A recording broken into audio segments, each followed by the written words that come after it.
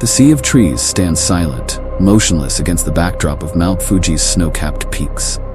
Aokigahara, a forest that seems to breathe with a life of its own, stretches across the northwest base of the mountain like a dark, green sea frozen in time. To the unsuspecting eye, it appears tranquil, almost serene, a sanctuary from the bustle of the outside world. But those who dare to step beyond the forest's edge quickly realize that Aokigahara is no ordinary place. Known as the Sea of Trees, and even more chillingly, the Suicide Forest, Aokigahara has been a magnet for the lost and the broken for decades. Its reputation has grown, fed by tales of restless spirits, ghostly apparitions, and a malevolent energy that seems to seep from the very earth. Many have wandered into the forest's depths, driven by despair, only to disappear forever, swallowed by its twisted paths and shadowy undergrowth. Even in broad daylight, Aokigahara is shrouded in an unnatural darkness. The dense canopy of twisted branches blocks out the sun, creating a permanent twilight that feels thick, suffocating. The air is strangely still, as if holding its breath, waiting for something or someone. The wind, when it does move, carries with it a low, mournful sound, like distant wailing that seems to come from deep within the forest. The sound is unsettling, a whispering chorus that seems to speak in a language older than time itself, a language of sorrow and despair. The forest floor is thick with tangled roots and volcanic rock, remnants of an ancient lava flow. There is no wildlife to break the silence, no birds singing, no insects buzzing, no rustle of small animals in the underbrush. It is as if all living things have abandoned this place, leaving only the dead and the dying to wander its paths. The trails, barely discernible, wind through the forest like veins, twisting and turning, leading deeper and deeper into the heart of darkness. Markers left by those who have ventured into the forest, colored ribbons tied to branches, arrows carved into the bark, serve as haunting reminders of those who have come before, some of whom were never seen again. The forest is littered with artifacts, abandoned tents, shoes left in pairs, wallets, and photographs of loved ones, all scattered among the roots like offerings to some unseen force. These remnants tell a story of lives that came to an end here, of final moments spent in the company of the trees. But more than that, they serve as a stark reminder of the forest's pull, its power to draw people in and hold them there forever. Some who have entered Aokigahara speak of a presence, a feeling of being watched, followed, hunted. There are tales of visitors who have heard footsteps behind them, only to turn and find nothing but empty air.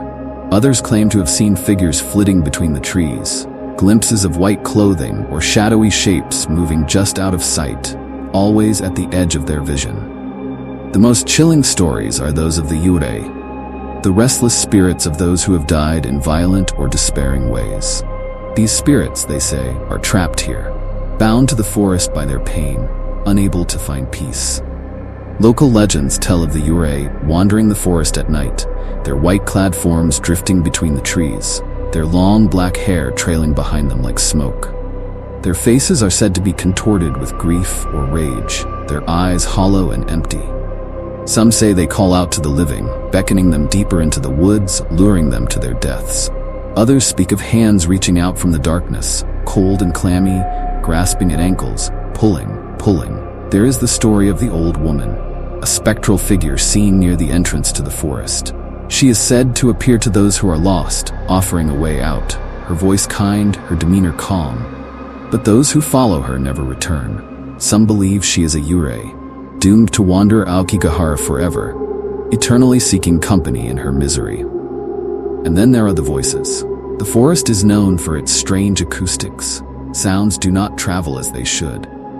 Visitors have reported hearing soft whispers, conversations just beyond comprehension, as if a group of people are speaking in low, urgent tones. Others have heard their names called, clear and unmistakable, only to find themselves completely alone. The authorities have tried to intervene, setting up signs at the forest's entrance, urging those who enter to reconsider. Think carefully about your children, your family, the signs read. A last-ditch effort to dissuade those who come with a dark purpose. Volunteers and police patrol the forest, searching for the lost, the desperate, the souls seeking an end to their suffering. They find bodies, so many bodies, Some hanging from trees, others lying on the forest floor, their final moments etched into their faces. It is a grim task, one that weighs heavily on all who undertake it. Despite the efforts, Aokigahara's pull remains strong.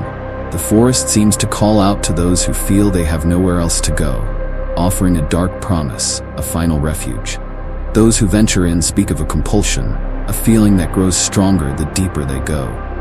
A sense that they are being drawn into the heart of something vast and unknowable. It is as if the forest itself is alive, breathing, waiting, hungry. Locals avoid the forest, speaking of it in hushed tones, sharing stories of friends or family members who never returned. They know the forest's secrets, the truth that lies hidden in its depths. They know that Aokigahara is not just a place but a presence, an entity that feeds on the pain and suffering of those who enter. They know that once you step beyond its edge, the forest is always watching, always waiting. Aokigahara stands, a dark silhouette against the sky, its trees swaying in the wind like 1,000 reaching arms. It is a place where the living and the dead walk side by side, where time loses all meaning, where shadows dance and whispers echo in the night. It is a place that exists on the edge of reason, a place where the line between life and death is blurred. A place that will always hold its secrets close, hidden beneath its tangled canopy, waiting for the next soul to cross its threshold.